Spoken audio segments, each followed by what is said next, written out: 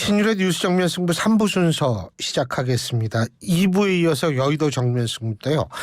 그리고 샵 0945로 여러분의 의견 보내주시면 저희가 기탄 없이 방송에서 여러분의 의견을 최대한도로 반영하도록 노력하겠습니다. 짧은 문자 50원, 긴 문자 100원입니다. 여러분의 의견 많이 보내주시기 부탁드리겠습니다. 자, 이번엔 국민의힘의 입장 들어보죠. 국민의힘 조혜진 의원 연결하겠습니다. 조 의원님 안녕하세요. 예, 안녕하십니까. 조혜진입니다. 예, 제가 이게 방금 보도된 것부터 좀 여쭤볼게요. 예. 그 서울신문 단독으로 나온 건데 이준석 전 대표가 신당이 잘 되는 것과 제가 당선되는 것 중 둘 중에 하나만 골라야 한다면 신당이 잘 되는 것을 고르겠다. 이런 언급을 했습니다. 다시 말해서 잔류 의사가 이제 거의 없다라는 해석을 가능하게 하는 언급인데요. 어떻게 보십니까? 근데 신당 이야기를 계속 해왔는데, 제가 볼 때는 이건 도의적으로 아닌 것 같아요. 지금 현재 우리 국민의힘 소속이잖아요. 예. 우리 당원이잖아요. 예. 정말 이 신당 창당할 생각이 있다면은 당직을 정리하고 그 이야기를 해야죠. 당직을 그대로 가지고 국민의힘 당직을 가지고 있으면서 국민의힘 당원으로서 있으면서 새 당 만들겠다고 이야기하는 건 저는 그건 아닌 것 같고, 새로 당을 만든다든지 또 새로운 정치적 진로를 선택한다든지 하는 건 이제 본인의 자유고 선택일 수 있지만은 그러려면 그에 맞는 이 절차가 있는 것인데, 국민의힘 당직을 그대로 가지고 있고 당원 신분을 가지고 있으면서 신당 발기인 모집하고 뭐 이렇게 그 절차를 신당 창당 절차를 밟아 나가고 있다라는 거는 그건 아닌 것 같아요. 또 역설적으로 보면 저는 그래서 신당 이야기를 많이 하지만 당적 정리를 안 하고 있는 것은 여전히 여지가 우리하고 같이 국민의힘 안에서 같이 할 여지를 100% 배제하고 있지는 않은 것 아닌가, 그 가능성이 여전히 남아있는 것 아닌가 하고 역설적으로 또 느끼는 측면도 있습니다. 예. 근데 이준석 전 대표가 만약 신당을 만든다면 그게 국민의힘에 타격이 되나요? 상식적으로 보면 타격이 된다고 봐야 되고요. 제가 볼 때는 현재 현행 선거법이 그대로 있든 아니면은 비례대표제가 옛날의 병립형으로 다시 돌아가든 간에 신당이, 그건 뭐 우리 국민의힘 쪽뿐만 아니라 민주당 쪽 신당 이야기도 마찬가지지만, 신당이 당선자를 내기는 그렇게 쉽지 않다고 저는 보고 있습니다.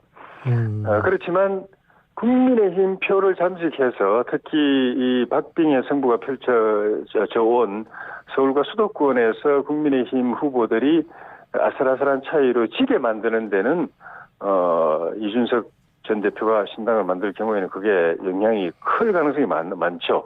다만 이제 일부 여론조사에서 보면은 또 다른 여론조사 결과가 나오기도 합니다. 이준석 전 대표의 기반이 우리 쪽보다 국민의힘 지지층보다는 민주당 지지층이 더 많다라는 여론조사 결과가 또 일부분에 있긴 한데, 그게 사실이라면은 뭐 민주당이 더 큰 손실을 입을 수도 있지만, 상식적으로 보면은 우리 당이 일단은 손실을 입을 가능성을 우려하고 어떻게 하든지 같이 하도록 노력하는 이유가 거기에 있습니다. 이준석 전 대표는 여론조사 지표를 보면 내년 총선에서 100석 미만 확보 가능성이 있다라고 얘기를 하는데 어떻게 보세요? 몇 석 미만요? 100석이요. 100석. 신당이요? 아니요. 국민의힘이요. 국민의힘이요. 현재 여론조사도 당 지지율이나 대통령 지지율이 조금 기복이 있어서 단정적으로 말할 수는 없지만은 어쨌든 현 시점에서 바로 투표를 한다고 하면은 저희로서는 상당히 좀 어려운 선거가 될 걸로 보여집니다. 다만 아직 한 4개월 정도 남아 있고 그동안에 저희가 또 더 열심히 잘할 수 있는 기회가 있고, 또 최근에 그런 대통령 국정 운영이라든가 또 당의 혁신위 활동이라든가 이런 걸 통해서 국정 지지율과 당 지지율이 조금씩 또 올라가고 회복돼 가고 있는 측면도 있기 때문에 남은 기간 동안에 저희가 잘해서 이런 어려운 선거 구도를 역전시켜서 좋은 결과를 백석이 아니라 저희가 일당을 하거나 과반수 얻을 희망을 또 계속 바라볼 수도 있다고 봅니다. 그 김기현 대표가 울산 간 건 어떻게 보세요?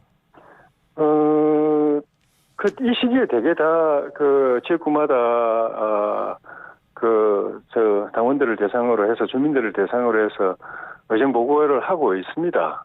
그 일환이라고 생각이 드는데 당 대표라고 해서 그 주민들에게 의정 보고를 소홀하게 할 수는 없으니까 다만 거기에서 이제 한 발언들이 이제 주목을 받게 되는데 대통령과의 그런 이제 원활한 소통과 신뢰관계 이런 걸 강조한 것은 최근에 본인 거취와 관련해서 내년 총선은 본인의 이 책임하에서 치르겠다는 의지를 거듭해서 밝히고 있고 또 대통령 후보 시절에 수행실장을 했던 우리 이용 의원 같은 경우 또 그 의총에서 우리 동료들 앞에서 김기현 대표 체제를 흔들면 안 된다는 취지로 잘하고 있다는 취지로 계속 이 체제로 가야 된다는 취지로 이야기하고 그런 것들이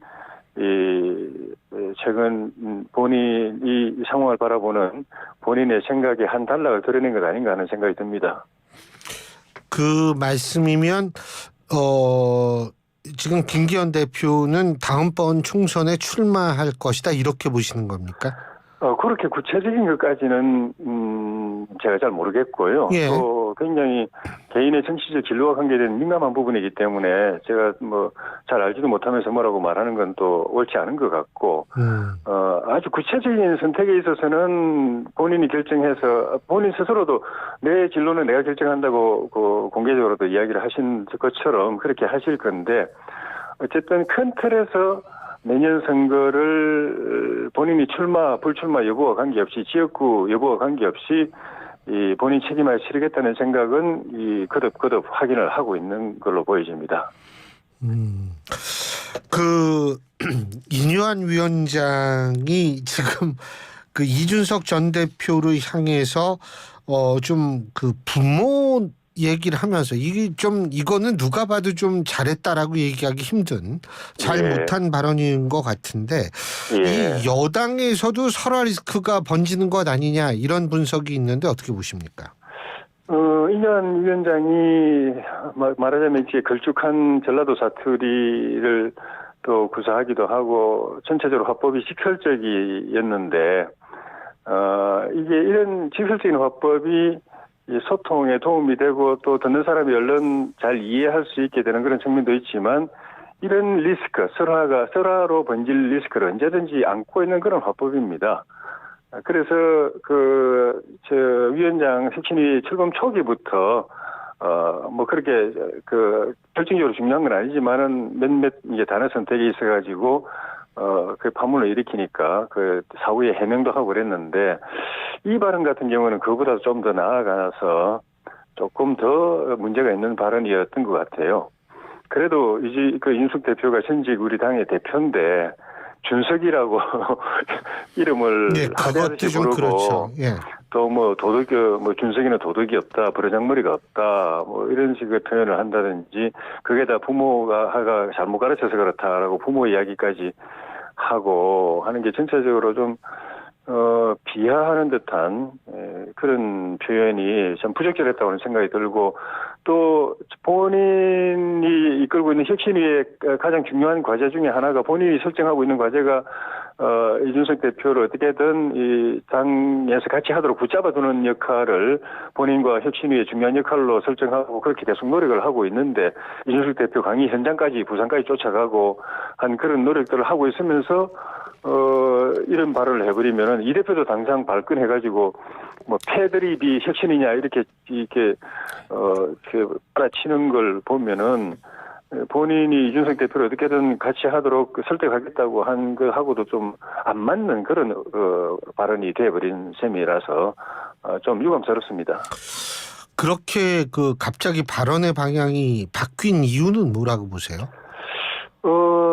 어떤 근본적인 변화가 있다기보다는 그동안에 좀 전에 말씀드린 대로 처음 시작하실 때부터 이 표현을 굉장히 직설적으로 많이 하셨거든요. 그게 조금 뭐 더 문제를 낳은 것 아닌가 하는 생각이 들고, 이 대표를 보는 입장 자체가 근본적으로 바뀌어서 이 대표에 대해서 포기했다든지, 또 더 나아가서 이 대표를 뭐 흠집내기 위해서 일부러 비하 발언을 폄하하는 발언을 했다든지, 그렇게까지는 저는 생각하고 싶지 않습니다. 예. 근데 이거 수습을 어떻게 해야 된다고 보세요?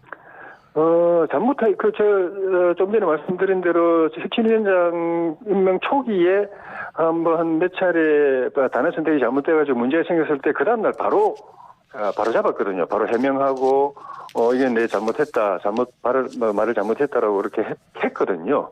그게 또 인류한 그 위원장의 솔직한 그런 태도의 장점이기도 하고, 그러니까 이것도 잘못했다고 판단한다면 빨리 그걸 바로 잡는 게 필요하다고 봅니다. 예. 더구나 예. 이준석 대표를 설득해서 같이 하도록 계속 노력하겠다는 입장이었기 때문에, 예. 그런 노력이 계속 의미가 있기 위해서도, 효과가 있기 위해서도 이런 불필요한 오해로 상대방을 자극하거나 또 마음에 상처를 주는 일은 빨리 정리하는 게 낫죠. 예. 자, 그리고 지금 이제 선거도 다가오는데 비례대표 이거 어떻게 해야 되는지 아직 결론도 못 내고 있는데, 예. 지금 민주당 쪽을 보면은 최소한 더 준연동형 비례대표제 쪽으로 나갈 것 같지 않다라는 그런 분위기도 좀 있는 것 같거든요. 어떻게 예. 보십니까? 그동안의 민주당 입장은 준연동형을 본인들이 도입을 했지 않습니까?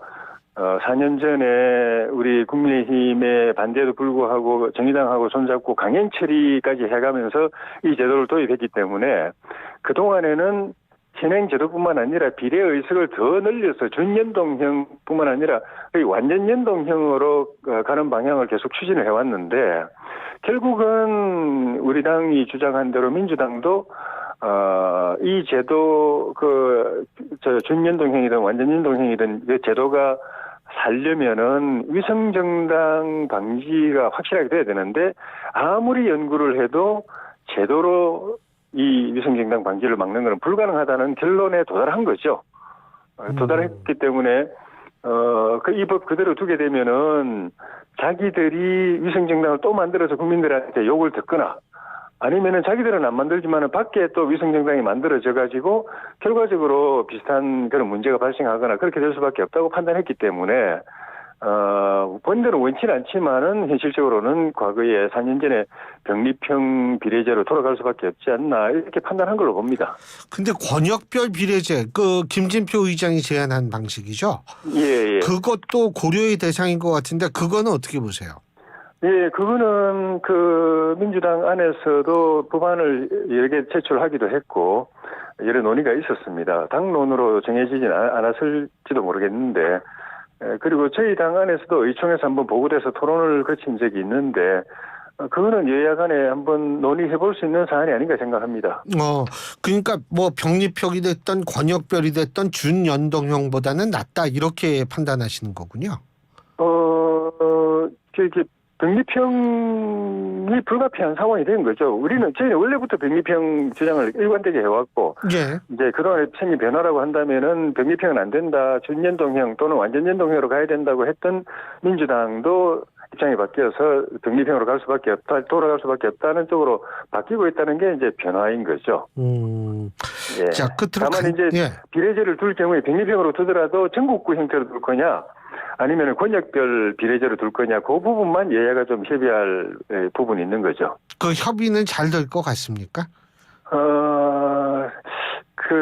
각 당의 당내에 논의 거쳐야 되겠지만은, 의장님이 중재를 하셔서 여야의 의견을, 원내 지도부 의견을 그런 쪽으로 좀 접근을 시켜가고 계신 거 아닌가 싶습니다. 예.